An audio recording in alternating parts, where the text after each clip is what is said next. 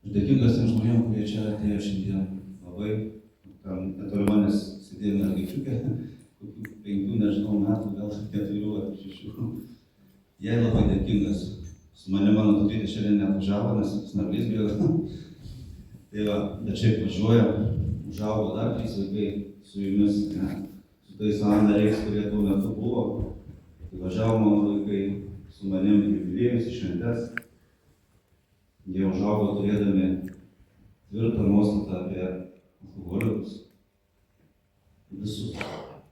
Ne tik mūsų metusius, bet ir tuos, kurie dar geria, kurie kenčia. Jie mano vaikai supranta, kodėl taip vyksta su tais žmonėmis. Ir man dėl to smagu.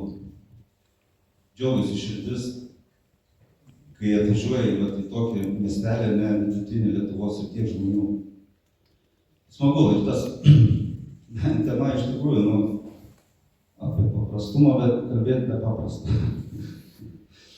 Nes aš taip suprantu, kad tai buvo nuoroda mums, anoniminiams alkoholikams, kaip mums veikti, kaip mums grupėje elgtis, ne? Ta tvarka, nėra griežtumo ir nuoroda buvo mums, ne? Čia kalbėti atviram susirinkime apie tą paprastumą, reikia gerai pagalvoti, ką kalbėti. Ir aš galvojau, sėdėdamas, nes žinau, kad greičiausiai kvies buvom aptarę šitą. Tai va, ir pakvietė Ričardas. Tai aš 26 metai, kaip lankau anoniminius alkoholikus. Susirinkimui. Ir aš dabar tą sakydamas liudiju tiesiog.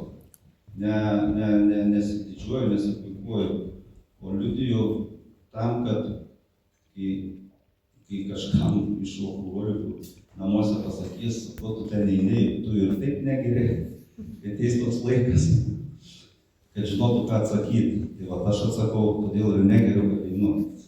Ne, tai, paprasta viskas, ne? Labai tokia formulė paprasta aš tai vietoj. Ir tikrai aš po 2 metų blaivybės sulaukiau iš tų žmonių artimųjų, kurie manęs prašė mesti gerti, kad tu gal jau išgerk. Viskas gerai su tavim, jau praėjo tiek laiko ir tu galėtum galbūt, nes aš taip įsivaizduoju, kad artimieji nori, kad aš būčiau normalus.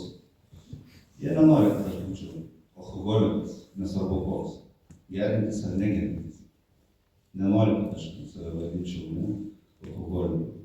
Norisi, kad būtų normaliu žmogumi, kuris kaip visi, kaip visuomenė, tradiciniu, kuris gali per naujus metus išgerti šiek tiek šampanėlio, su žmona nuvažiuoti į kavinę, pasėdėti galbūt prie vyno taurės.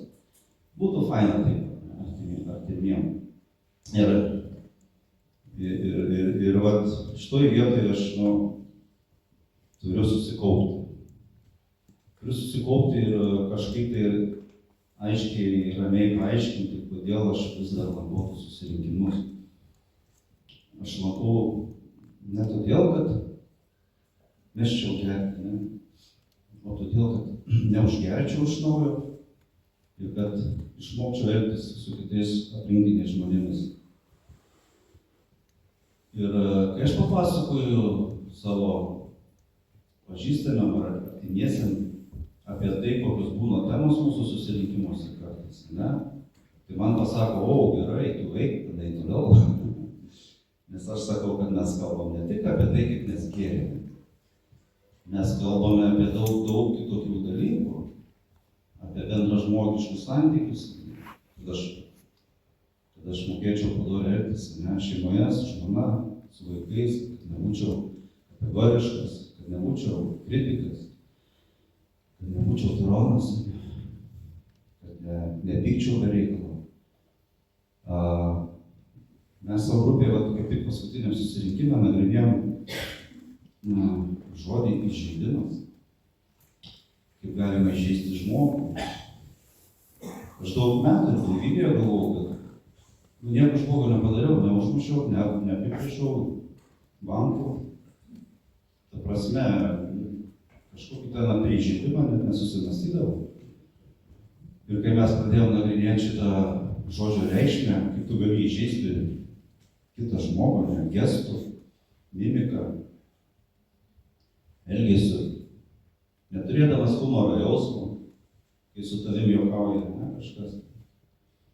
Ir daug tokių paprastų gyvenimiškų dalykų, kurių be AA aš nebūčiau pastebėjęs savo gyvenime. Kaip aš elgiuosi, kaip aš reaguoju. Ir ką aš sakau kitiem, pavyzdžiui, galvodamas, kad juokauju, čia nieko tokio, čia juodas humoras. O žmogų įžeidė.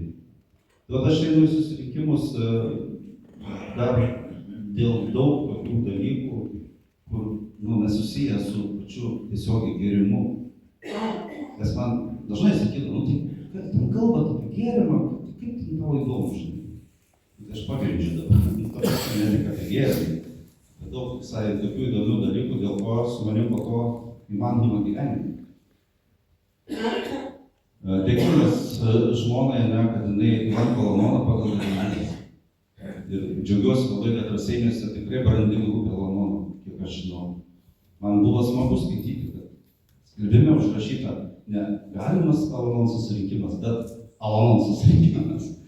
Jo, tai, smagu iš ties, kad bendrystė tokia, ne, nes bendrai visi tokiuose susijėjimuose, šventiniuose.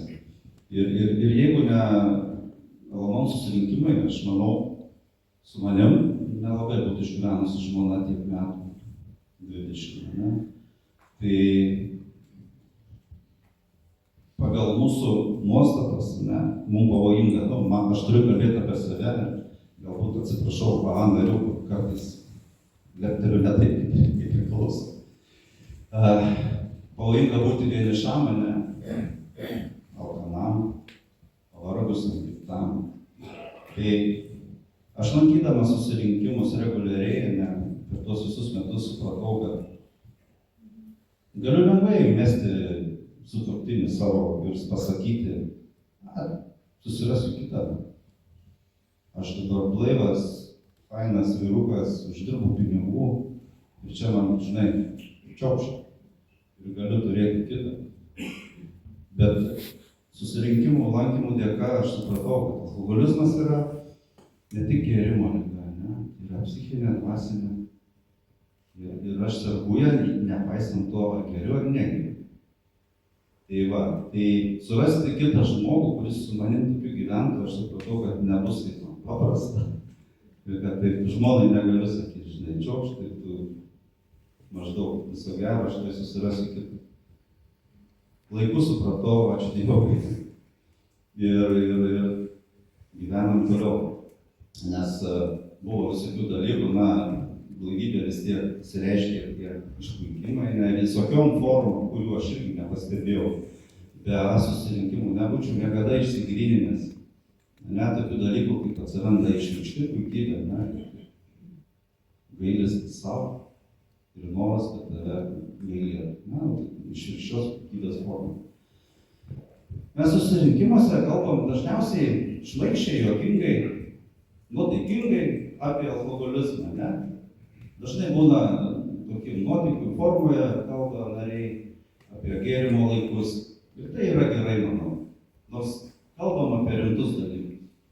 Bet mūsų literatūroje rašo taip. Mes privalome būti žaismingi, džiaugsmingi, kad tie naujokai panorėtų turėti tai, ką mes turime. Aš negaliu būti, būdamas jau tiek metų rūstus, kažkoks susimastęs, kategoriškas, labai griežtas. Nors prisilaikome susirinkimuose taisyklių tam tikrų, kur man asmeniškai jos reikalingos, kad aš mokinčiausi vėlgi tokių dalykų kaip disciplina, kalbėti po vieną, išklausyti kitų, nekritikuoti, nesmerkti. Pas mus kiekvieno susirinkimo pradžioje, bet tai yra pranešama. Ir aš iš to mokinuosi, kaip man elgtis gyvenime. Su tais artimaisiais kurie čia yra tie žmonės. Ne? Tai kad tie susirinkimų lankymai yra apie daug, bet labai daug, apie visą. Aš nagrinėju savo savybės, kurios mane įveda į aplinkybės, dėl kurių aš po to blogai jaučiuosi. Azartiškas, pavyzdžiui, ne? Impulsyvus. Aš mokinuosi dabar suskaičiuoti iki 10 prieš bet kokį rimtesnį veiksmą, susitikimą ar jau kylantį, tą kreivę aukštyn mano tame impulsyvume, apsiraminti. Tai va, tai liga jinai veikia mane, kad ir negeriu. Ir tik susirinkimų lankymas palaiko mano tą stabilę, pagal mano jau asmeninės savybės būseną, kuri neišsikeroja, jeigu aš nelankyčiau. Man daug pavyzdžių buvo, kai pirmas sakinys, kai žmonės ateina atkreipę į susirinkimą, būna labai paprastas dalykas, apie paprastumą. Nustoja lankyti susirinkimus. Ir tik vėliau pradeda pasakoti, kaip ir ten viskas rutuliavosi toliau. Bet pirmas sakinys būna dažniausiai nustoja lankyti susirinkimus.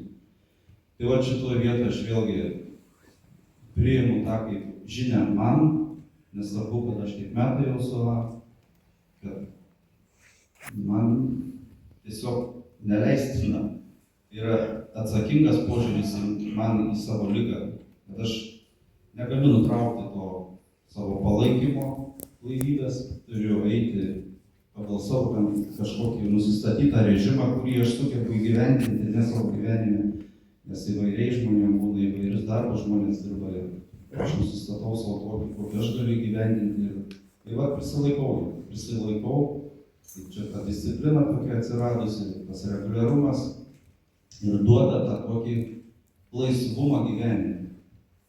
Man dažnai sako, tai tu toks, žinai, tu priklausomas nuo susirinkimų tapai. Buvai nuo alkoholio, dabar nuo susirinkimų. Tai gerai sakau, bet tai pažiūrėjau rezultatą, palyginam. Nėra ką lyginti realiai. Nėra ką lyginti. Aš galiu būti dar labai priklausomas nuo A, jeigu rezultatai mano taip labai smarkiai kils aukštyn. Ir man tai visiškai niekaip neapriboja mano gyvenimo, nei šeimyninio, nei profesinio, nei ten laisvalaikio mano. Tiesiog išmokau per A ir planuoti, susidėlioti laiką ir nešvaistyti jo bereikalingai. Nors vis dar tenka lysti į FB. Tai ten pratapėti, ne? Tai toks pat vis tiek, ne? Ir tos dalykus pastebiu. Pastebiu, kad automobiliu važiuoju rimų telefoną žiūrėti, ne? Man tai vėlgi signalas, ne? Yra žingsnis, nuolat analizavimas save. Ir aš darau išvadas. Mano dukra man uždėjo lipduką, važiuodamas, nežiūriu į telefoną, su klaidom ten prirašė, bet aš susipirkau viską. Jo, tai irgi mane gydo, mokina gyvenimą. Turbūt tiek, nežinau, kiek pirmos, ne. Ačiū, kad paklausėte. Geros dienos visiems.